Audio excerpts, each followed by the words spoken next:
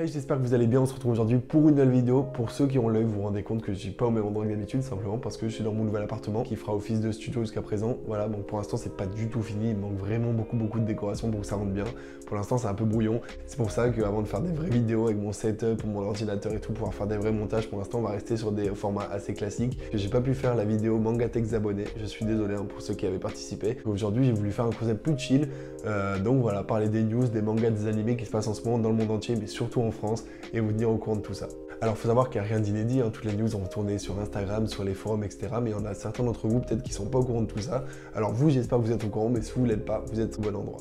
La première news, tout le monde est au courant, ça fait un gros drama, effectivement. Crunchyroll, après avoir racheté Wakanim, rachète Kazé, la maison d'édition. Voilà, ils auraient pu s'arrêter là, mais non, ce n'est pas du tout le cas. Ils ont décidé de refaire toutes les tranches de toutes les licences, d'une façon en remplacer le logo Kazé par le logo Crunchyroll, ce qui pourrait casser nos frises, bien évidemment, mais aussi de remplacer tout ça par la couleur bien noire et bien sombre, rappelant vraiment finalement leur application noir et orange. Leur choix, ça va être de remplacer toutes les tranches par Kazé, par Crunchyroll, et de vouloir faire une frise toute noire en suivant toutes les licences. C'est un peu triste, bien évidemment, personne n'aime ça, les internautes n'aiment pas ça.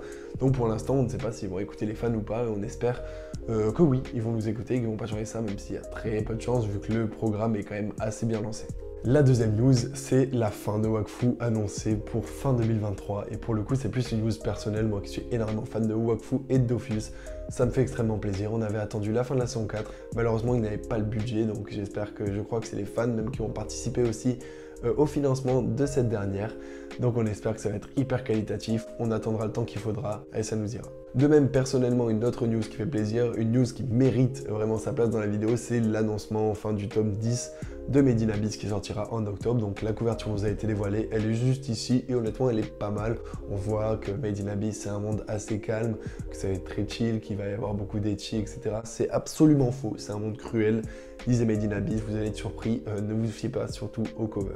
La quatrième news, ce n'est pas manga, ce n'est pas animé, c'est juste Japon avec le Assassin's Creed Raid qui a été annoncé, menant du coup le domaine du Japon. On n'y voit rien, on y voit juste un ninja portant tout simplement la lame des assassins. Ça c'est juste pour nous hyper à droite à gauche, voilà les fans du Japon, on est là, on sera au rendez-vous bien évidemment. La cinquième news, c'est bien évidemment pour les Parisiens, et évidemment nous ne sommes pas Parisiens, enfin personnellement je ne le suis pas, mais si vous l'êtes, vous allez pouvoir profiter car le 30 septembre à 20 h, il y a l'avant-première du premier épisode de Blue Lock, de Chainsaw Man et de la nouvelle saison de Mob Psycho. Et un concours a été organisé sur le compte Instagram de Crunchyroll, donc participez. Autre news croustillante pour les fans de films, c'est après Your Name et après Les Enfants du Temps que Suzume no Tojimari, le nouveau film de Makoto Shinkai, sortira le 11 novembre au Japon. Et malheureusement, nous n'avons pas de date pour la France, mais nous espérons très sincèrement que c'est sous peu, parce que c'est un film à aller voir au cinéma, vraiment. Vous imaginez même pas la qualité audiovisuelle qu'on pourrait avoir dans une grande salle. Les deux prochaines news sont plus croustillantes, bien évidemment. C'est le tournage de la saison 1 de One Piece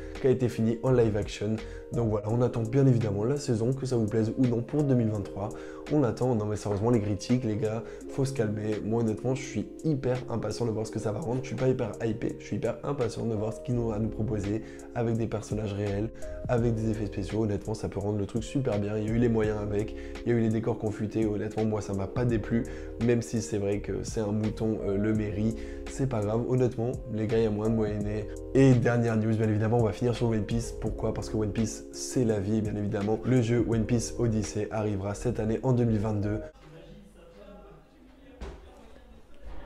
Il s'agit d'un open world, donc là on pourrait se dire c'est incroyable, mais bien évidemment le dernier open world qui nous a sorti c'était World Seeker, et rappelez-vous c'était vraiment pas fou que des mauvais avis, évidemment le monde était vide tout simplement.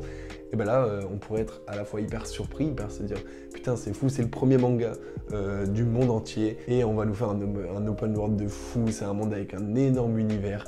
Et non, les gars, c'est un open world tour par tour, les combats, bien évidemment. On va jouer un peu à Dragon Quest, un peu à Pokémon, ça va être un peu dans ce style-là. Mais évidemment, donc on l'attend, on attend la même qualité de ce film que le chapitre 1059 qui était incroyable. Malheureusement, je pense pas que ce le sera, mais je reste positif et je reste optimiste là-dessus. Ça sert à rien de cracher avant d'avoir pu tester le jeu. Donc voilà, c'était tout pour aujourd'hui. Je suis désolé les gars pour la vidéo. Moi honnêtement, j'aurais kiffé faire la vidéo Mangatech des abonnés, mais j'ai essayé 4 fois de la tourner, ça n'a pas marché. Donc on se retrouve quand même prochainement pour une prochaine vidéo. Honnêtement, j'ai une vidéo un peu cool qui arrive dans les prochains jours.